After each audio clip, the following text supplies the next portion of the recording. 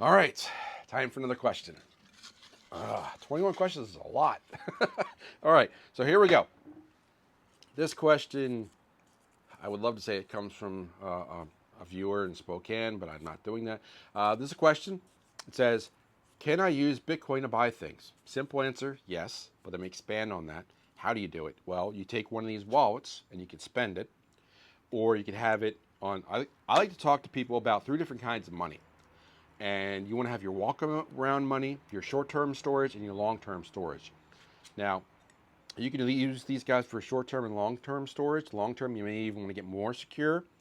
But your walk around money, that's when you're spending money. That's when you have, a wallet. My wallet's a mess. I'm not going to hold it up. But when you're walking around, you can pull out, hey, I'm going to spend a buck. This might buy me a stick of gum at this point. Who knows?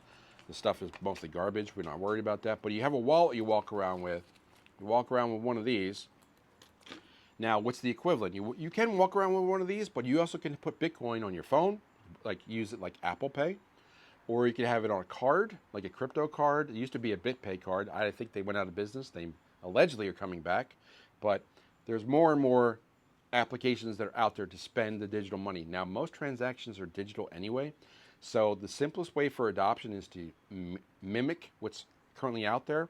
So if you have Bitcoin, I'm using my phone right now, so I can't really say it. So if you have Bitcoin on your phone and you go up there and tap your phone, you could pay with Bitcoin if they accept Bitcoin right there, and it's there. But that's your walk around money.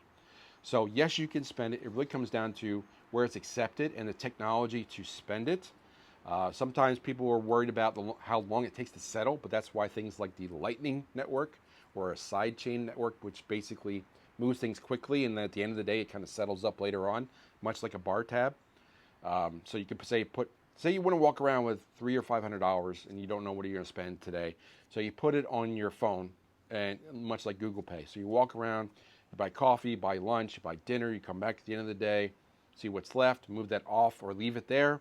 But the blockchain at the end of probably let's just say once in a while, when it goes, say once every 12 to 24 hours, it'll check that side chain and say, okay, you deposited $500 worth of Bitcoin. You did this, and this. That leaves you this much.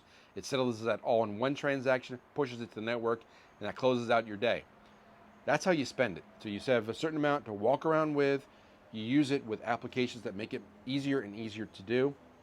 There's more and more places that accept Bitcoin and cryptocurrencies in general, and most transactions are digital anyway. So companies like Visa and MasterCard and companies like BitPay and Crypto.com are using the credit card technology to mimic what's currently done and allow you to spend your Bitcoin and your cryptocurrency behind the scenes. So in other words, if you walk up there and say, I want to buy a $20 meal or a $10, $7 beverage or whatever, you can swipe your card or use your tap to pay, and behind the scenes it will be taken care of, much like if you're in Europe and you have a Visa card and you have $100 or you have a credit limit and it's all denominated in dollars because you're American.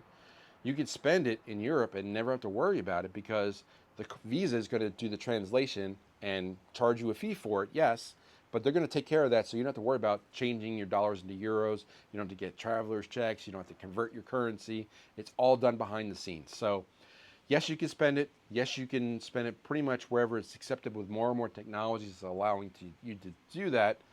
But for the most part, you have to remember Bitcoin is a store of value. That's its primary purpose. So if you do spend it, which is great and encourages more adoption to spend it, at the end of the day, you probably want to replenish your stockpile so you wind up with the same amount of Bitcoin at the end of the day as you started with. So lots said there. Hopefully it helped you, and let's move on to the next video.